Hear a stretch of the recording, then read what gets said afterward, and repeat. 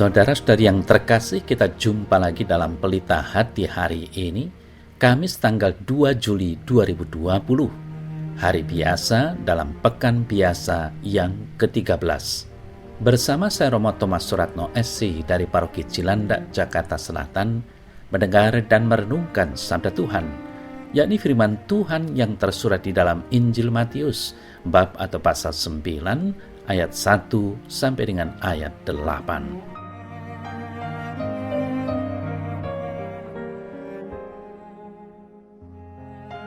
Sesudah itu naiklah Yesus ke dalam perahu lalu menyeberang.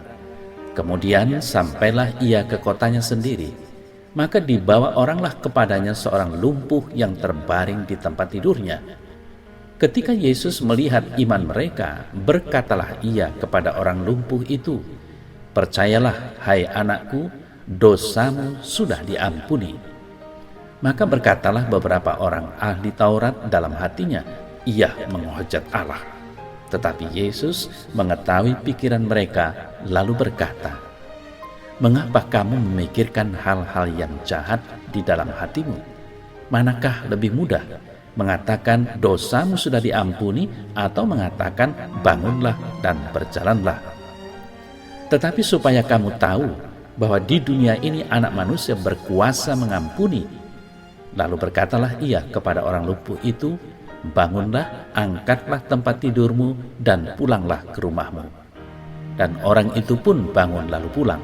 Maka orang banyak yang melihat hal itu takut, lalu memuliakan Allah yang telah memberikan kuasa sedemikian itu kepada manusia.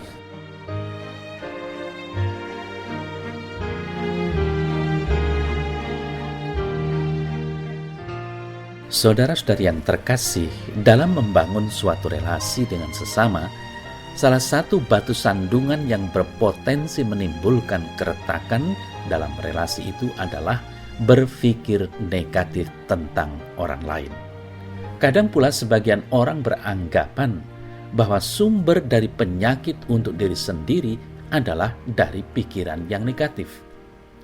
Berpikir negatif itu biasanya muncul dari perasaan iri, dengki, benci, dan tidak puas dengan apa yang dimiliki. Pikiran negatif itu biasanya mengakibatkan ketakutan, kekhawatiran, pesimis, ketidakyakinan, keresahan, ketidakpercayaan diri, dan lain-lain. Berpikir negatif terhadap sesuatu akan menguras energi dalam diri dan malah menghasilkan ketidakberhasilan dalam suatu pencapaian dan merusak hubungan atau relasi dengan sesama. Saudara-saudari yang terkasih, warta Injil yang kita renungkan pada hari ini menampilkan sisi lain dari beberapa orang ahli Taurat. Mereka cenderung berpikir negatif tentang Yesus.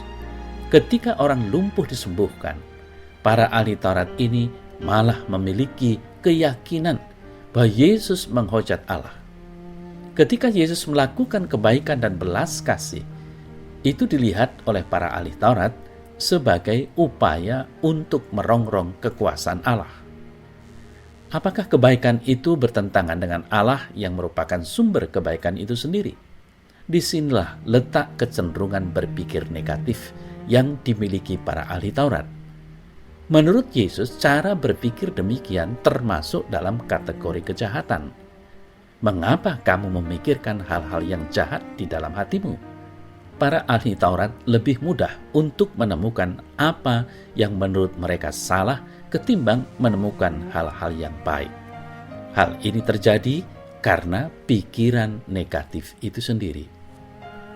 Saudara-saudari yang terkasih, melalui kisah Injil ini, Yesus mengajak kita untuk senantiasa melihat sisi positif dalam setiap peristiwa hidup, dalam setiap relasi, dalam setiap perjumpaan dalam hari-hari hidup kita.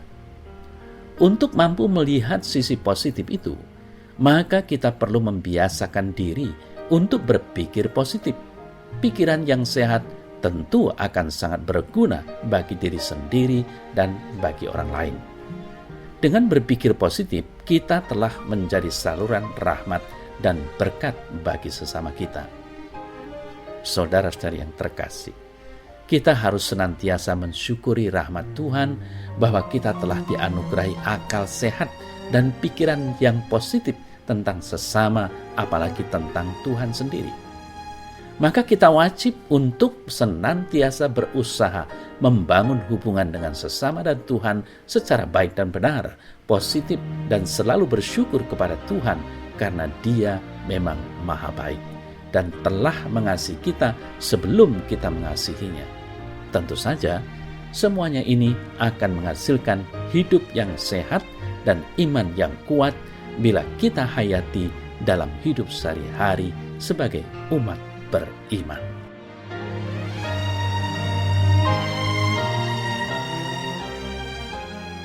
Ya Tuhan Allah, karuniakanlah kepadaku selalu rahmat kasih-Mu, sehingga aku dapat berpikir dan berbuat baik terhadap sesama, sebagai pujian nyata terhadap kemurahan dan kasih-Mu yang telah Kau anugerahkan senantiasa kepadaku.